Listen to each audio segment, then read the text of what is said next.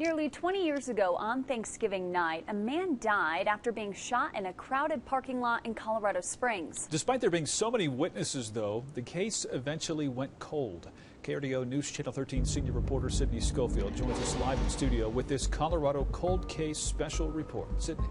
Bart, Mallory, for the first time ever, Colorado Springs police sat down with us to talk about this case. With so many people being around when Brandon Brown was killed, they're hopeful someone might come forward all these years later.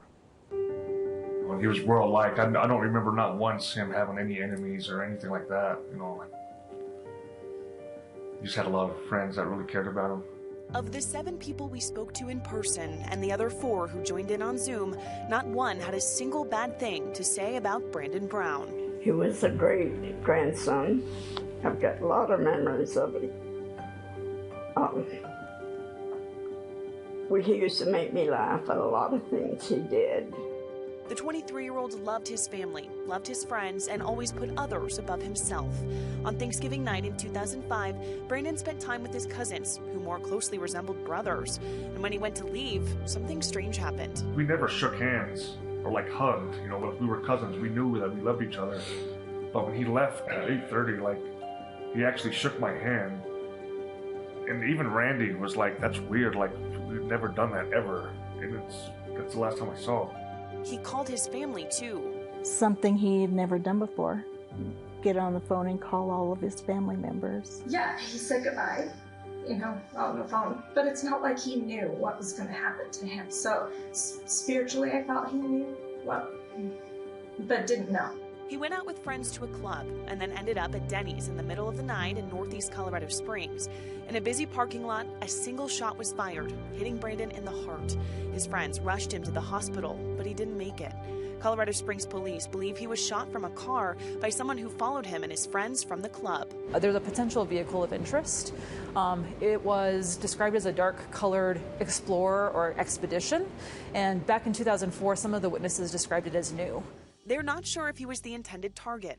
As far as Brandon as a victim, it doesn't appear that he was involved in anything that should have even close to caused his injuries to his death. His family agrees with that part, shutting down any rumors of Brandon being involved with a gang or any criminal activity at all. Of course he wasn't in a gang, but I can't even remember him ever being in trouble at all.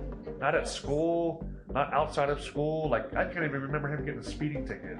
They have their own theories about what really happened that night. I always thought that maybe they were showing off his gun, whatever, in the parking lot and accidentally shot Brandon. Because the story doesn't fit. Springs police are adamant that each of the friends he was with that night cooperated with police. However, are you aware if anyone in Brandon's group was armed that night? I will not answer that.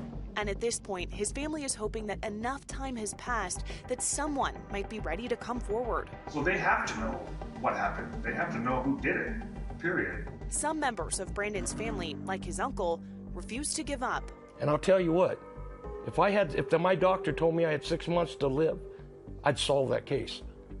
Because I'd go to one of those friends, I know one of them, and I'd find out who shot Brandon.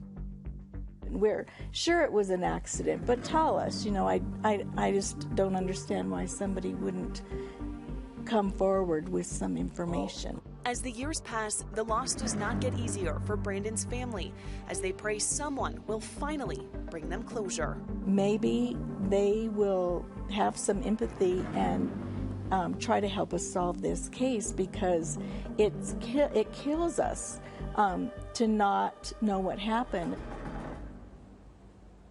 If you know anything that might help solve Brandon Brown's case, you can call Colorado Springs Police directly, or if you want to remain anonymous, you can report information to Crime Stoppers.